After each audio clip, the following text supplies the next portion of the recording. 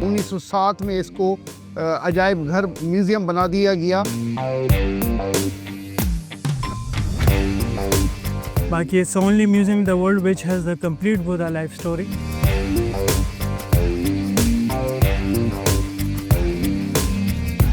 कायद-ए-आज़म यहाँ पे तशरीफ़ भी लाए, उन्होंने स्टूडेंट से खिताब किया। बाबा कौम कायद-ए-आज़म मोहम्मद अली जिन्ना की जो शेरवानी है वो अभी भी इस्लामियन वो पहनते हैं। पेशावर की बाला मार्केट कपड़ों से लेकर हाउस होल्ड और एवरीथिंग यहाँ आपको मिलती है। हयाताबाद बहुत खूबसूरत है। यहाँ मेरी लेफ्ट साइड पे तातारा पार्क है।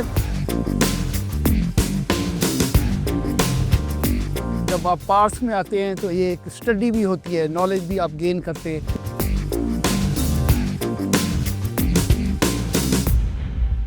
मगरिब के बाद ये गेट बंद हो जाते थे।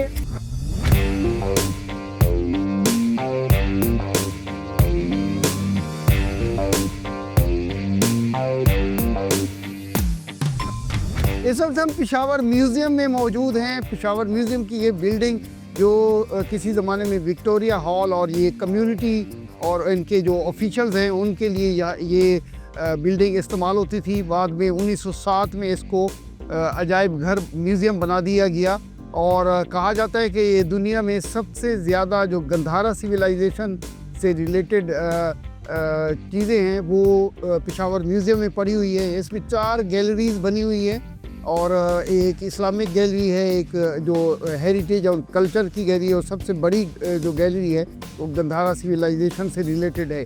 और पूरी दुनिया से जो हिस्टोरियन हैं और आर्कियोलॉजी के लवर्स हैं और ख़ास तौर पे जो बुद्ध मत से रिलेटेड स्टडी पे आते हैं, विज़िट पे आते हैं, तो वो इस म्यूज़ियम को ज़रूर विज़िट करते हैं और आपको भी म्यूज़ियम की विज़िट कराते हैं, सैर कराते हैं और यकीनन आपके लिए बहुत सारी चीज़ें नई होंगी आपके लिए। और ये बिल्डिंग के बारे में मैं बताऊं कि बहुत बड़ी बिल्डिंग है और ये ब्रिटिश टाइम में बनाई गई और इसका डिज़ाइन भी बहुत ही खूबसूरत इसका डिज़ाइन है और अंदर काफ़ी सारी इसकी गैलरीज़ और जो बालकोनीज़ बनाई गई हैं और ऊपर एक उसके बैठ के जो यहाँ इवेंट होते थे उसके लिए भी इसको इस्तेमाल किया जाता था, लेकिन अब ये म्यूज़ियम के तौर पे इस्तेमाल होती। चलते हैं जी म्यूज़ियम को इनसाइड आपको दिखाते हैं।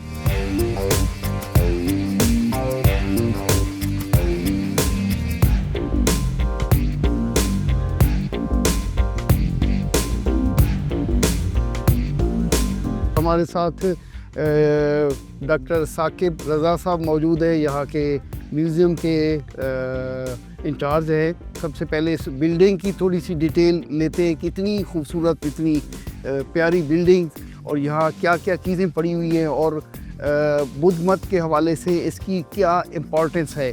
तो ये 1-2 क्वेश्चन है, मैं इनसे करूँगा। कैसे हैं डॉक्टर साहब, ठीक ठाक? शुक्र सर। एक तो पहले मुझे बताएं कि मैं तो समझ रहा था कि कोई एक बूढ़ा बाबा कोई क्यूरेटर कोई होगा यहाँ, तो आप तो माशाल्लाह यंग है। और दूसरा ये तो आर्कियोलॉजी जो है ये तो बिल्कुल एक ड्राई सा बड़ा स्लो सब्जेक्ट है, तो इस साइड पे कैसे है? सर अगर हम पहले क्वेश्चन पे आए तो आपने बहुत ही इंटरेस्टिंग क्वेश्चन किया है।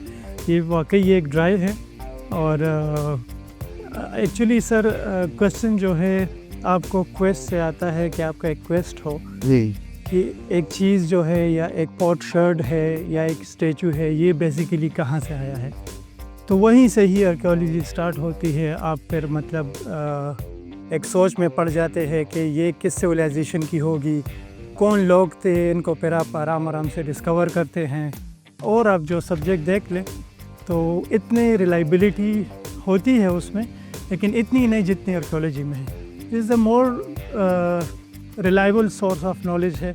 अगर आप कहें कि ये फ़ला सिविलाइजेशन है तो इसकी बहुत बड़ी स्टैचूज़ पीछे भी जो आप देख रही हैं, सबसे बड़ा उधर का लार्जेस्ट स्टैचू है। अच्छा। जो हमने स्विट्ज़रलैंड को लोन पे दिया था और it took first prize in that exhibition. तो ये पेशावर म्यूज़ियम के लिए इसी तरह ही इंटरेस्ट बढ़ता है। सेकंड सर, ये एक मुल्क के लिए, एक सॉफ्ट पावर के लिए, एक सॉफ्ट डिप्लोमेसी के लिए सबसे बेहतरीन जो रास्ता है वो आर्ट और कल्चर का होता है।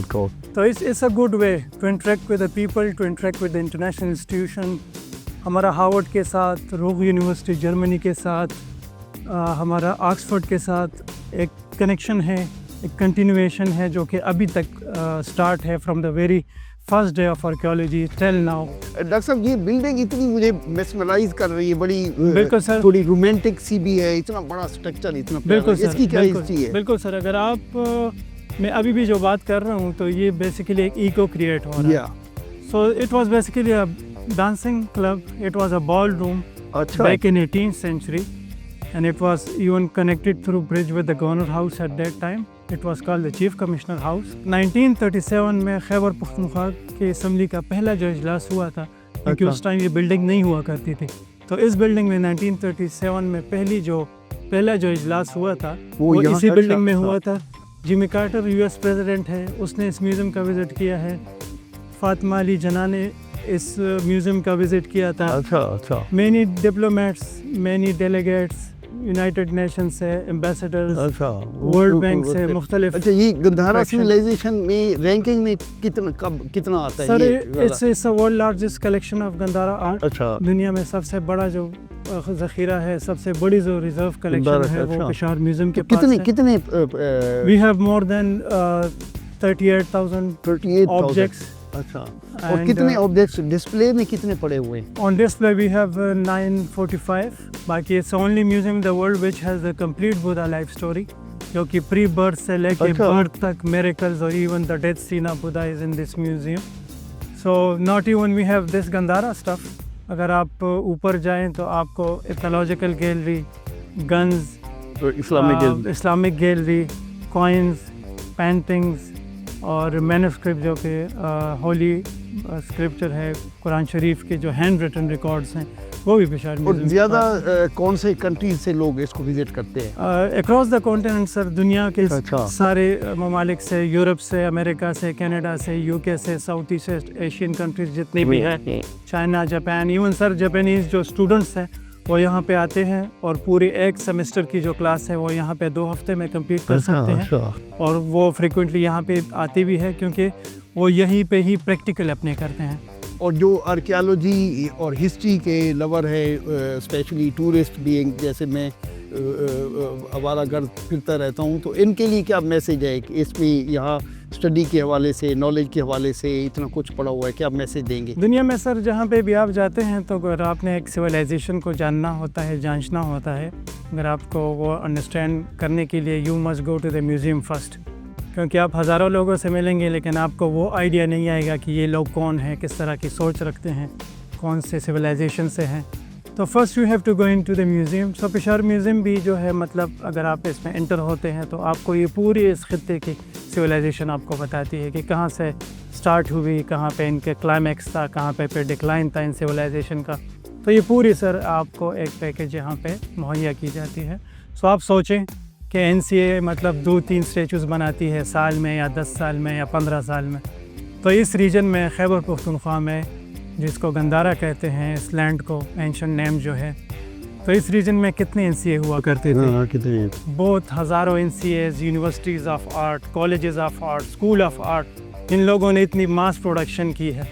तो ये बहुत ही इम्पोर्टेंट है क्योंकि सर ये साउथ एशिया और सेंट्रल एशिया का एमलगमेशन जो है इसी रीजन में होता है। This is the only way to Central Asia, और साउथ एशिया का एज भी है, तो आप इसी रास्ते से ही सेंट्रल एशिया को कवर कर सकते हैं और this is the only way. और आपके पास प्लान जो एरिया है वो यही पेशावर पड़ता है।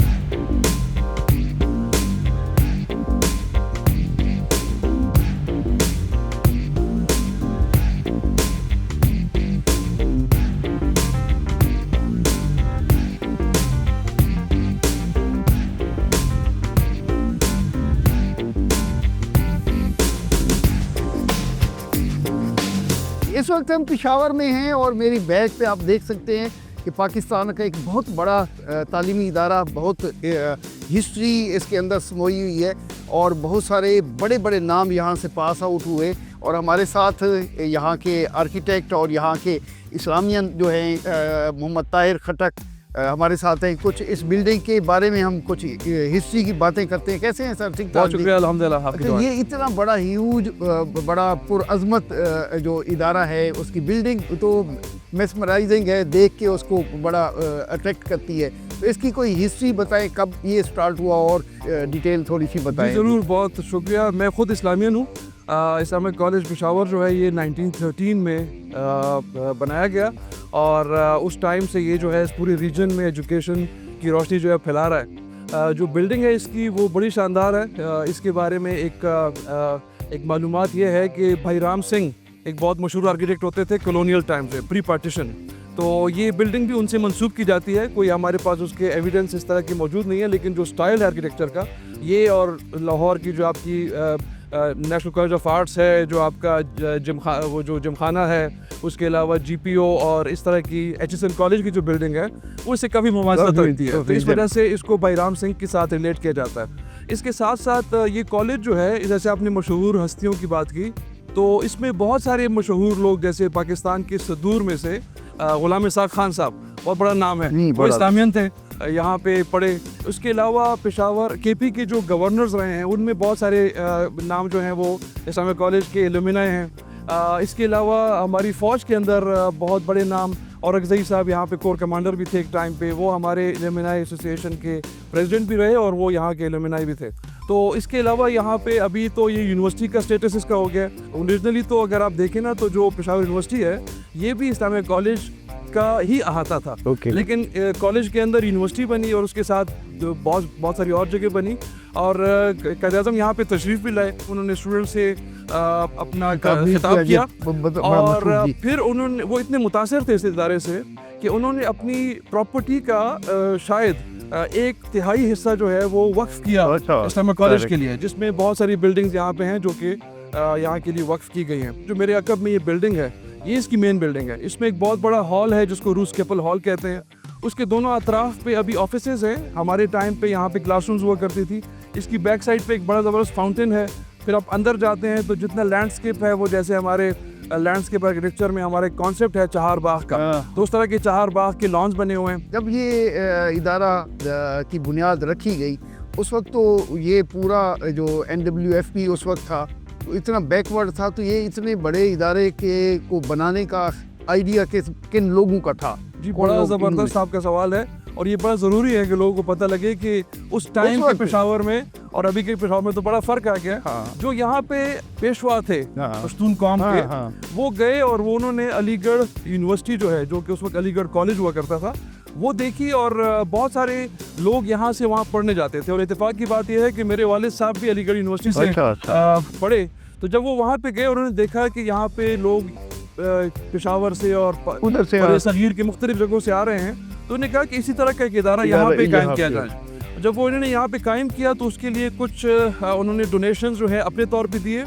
कहा जाता है ये कि यहाँ पे जो ख़वातीन थी उस टाइम के, उन्होंने अपना जेवर दिया डोनेशन में। बहुत सारे लोगों ने जो है अपनी ज़मीनें डोनेशन भी दी और इस इदारे को जो है ना उन्होंने यहाँ पे कायम किया।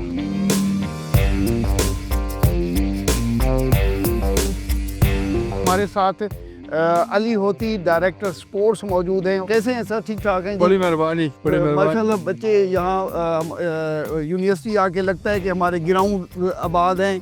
बिल्कुल बिल्कुल, क्योंकि इस्लामिक कॉलेज जिस तरह तारीखी है, पहले 100 नोट के पीछे उसका तस्वीर था, आजकल 1000 नोट के पीछे इस्लामिक कॉलेज की जो हम पीछे सामने खड़े हैं।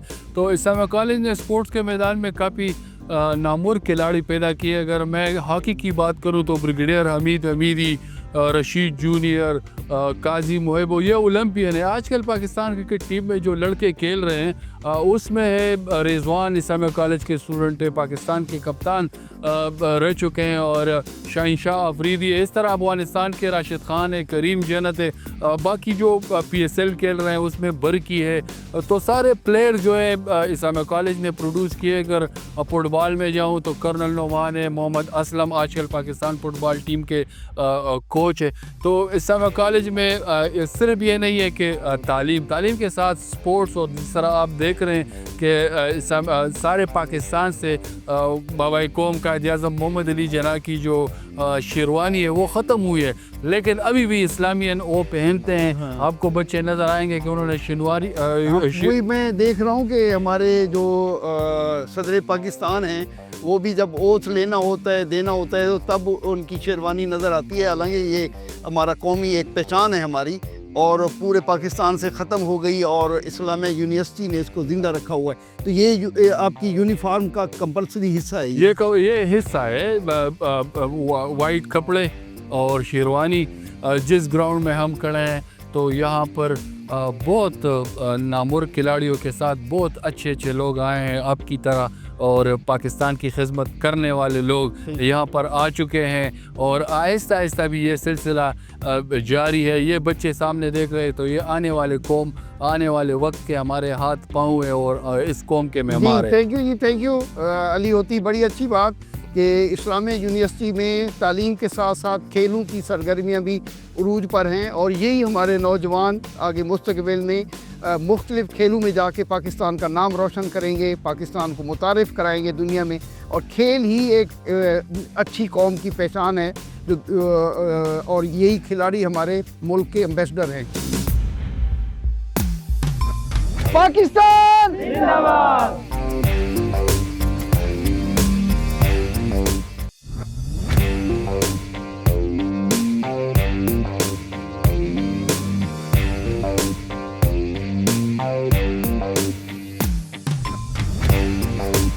इस वक्त हम हयाताबाद में पेशावर शहर का काफ़ी पोश इलाका है और काफ़ी बड़ा ये रेजिडेंशियल एरिया है। यहाँ ऑफिसेज भी हैं, कुछ गवर्नमेंट के और कुछ प्राइवेट, और बहुत ही खूबसूरत है। यहाँ काफ़ी पार्क्स है, बड़े बड़े एजुकेशनल जो इंस्टीट्यूशंस हैं वो भी यहाँ पे हैं। और चलते हैं आपको हयाताबाद की सैर कराते हैं।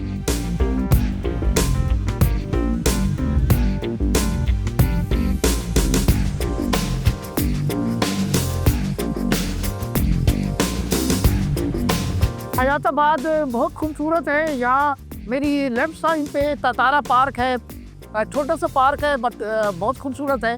और पेशावर को बागात का शहर भी कहा जाता है। दो अब बागात काफ़ी सारे कम हो गए, लेकिन फिर भी यहाँ उसकी पहचान है। और हयाताबाद में ख़ास तौर पे काफ़ी बड़े बड़े पार्क्स हैं, और ये ततारा पार्क हो गया, और बाग नारान भी इधर एक है, काफ़ी बड़ा पार्क है। तो चलते हैं आपको कुछ पार्क की सैर कराते हैं।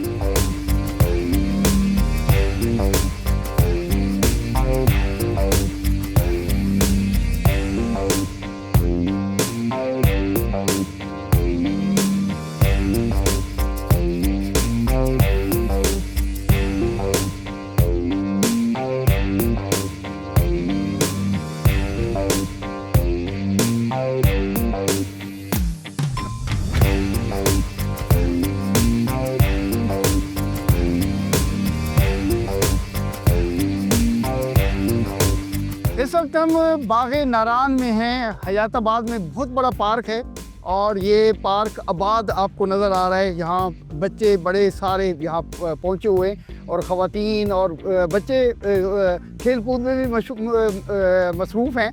और पेशावर को बागात का शहर भी कहा जाता था, और इसको पेशावर को बहादुर लोगों की सरजमीन भी कहा जाता है। और अब बागात थोड़े कम हो गए, लेकिन फिर भी ये हयाताबाद एक पोश एरिया है पेशावर का। और ये बाग नारान काफ़ी बड़ा पार्क है, और इसमें छोटा सा एक जू भी बना हुआ है, प्ले लैंड भी है, जॉगिंग ट्रैक भी है, बहुत कुछ है। और इस टाइम ये फुल भरा हुआ है मुख्तलिफ साइड पे, और ग्रीनरी भी है, कैफेटेरिया भी है, बहुत कुछ है। आपको दिखाते हैं इसके कुछ हिस्से। और अपनी डेली रूटीन को में आप जो पार्क्स हैं, बागात हैं, उसमें अपने बच्चों को भी ले जाएं, और एक हैबिट बनाएं कि डेली आपने पार्क में जाना है, खेल कूद करनी है, इनडोर से आउटडोर की तरफ अपने बच्चों को लाना है। और यही सेहतमंद मुआशरे की एक अक्कासी होती है, और हमने एक सेहतमंद खूबसूरत पाकिस्तान दुनिया को दिखाना है।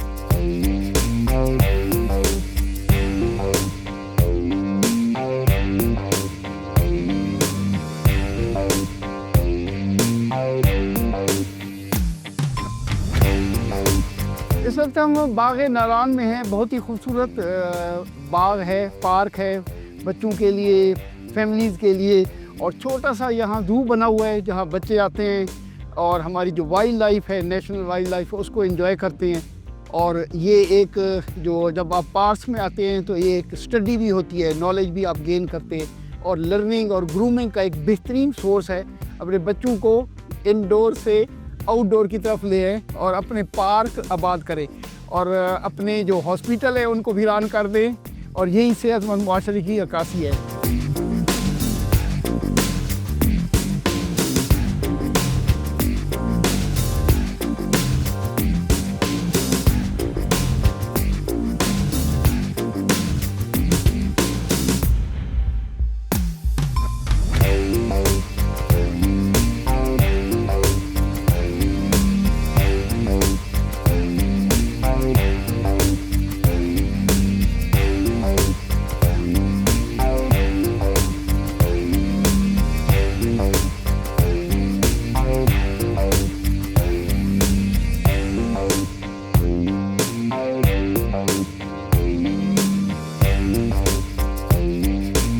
पेशावर को बागात का शहर कहते हैं और पेशावर को सिटी ऑफ ब्रेव, बहादुर लोगों का शहर भी कहा जाता है। और मैं कहूँगा कि पेशावर को हुनरमंदों का शहर भी कहा जाता है। और पेशावर के जो लोग हैं ये हुनरमंद लोग हैं, कारीगर लोग हैं। और मैं जिस जगह पे अभी मौजूद हूँ ये लकड़ी के एक पीस से ये मुख्तलिफ जो जानवर हैं, मुख्तलिफ चीज़ें ये तैयार कर रहे हैं, हाथी भी और ऊँट भी, घोड़े भी, और इस तरह की डेकोरेशन की चीज़ें तैयार होती हैं और ना सिर्फ पाकिस्तान के मुख्तलिफ शहरों में भेजी जाती हैं बल्कि बैरूनी दुनिया में भी ये लोग ले जाते हैं यहाँ से अपने प्यारों के लिए, अपने दोस्तों के लिए। और ये हुनरमंदों का ही कमाल है, इतने खूबसूरत चीज़ें यहाँ बनाई जाती हैं। और यहाँ की जो हैंडीक्राफ्ट्स है पेशावर की वो बहुत ज़्यादा पसंद की जाती हैं। और ये शॉप भी आप देखें, इस तरह की जो छोटी छोटी और शॉप्स यहाँ मौजूद हैं। यहाँ के जो हुनरमंद हैं वो दिन रात काम करके पाकिस्तान में जहाँ अपना एक रोज़गार का सिलसिला चला रहे हैं, वहाँ पाकिस्तान में ज़र मुबादला का ज़रिया भी बनते हैं। तो अगर गवर्नमेंट की सरपरस्ती हो, इससे रेलेवेंट इदारे जो हैं वो इन लोगों की सरपरस्ती करें, इनको इनके साथ ताउन करें, तो ये पाकिस्तान का के जो खूबसूरत इमेज है उसको भी ज़्यादा कर सकते हैं। और ये नस्ल दर नस्ल काम है, हुनर है जो चल रहा है, बाप दादा से आ रहा है।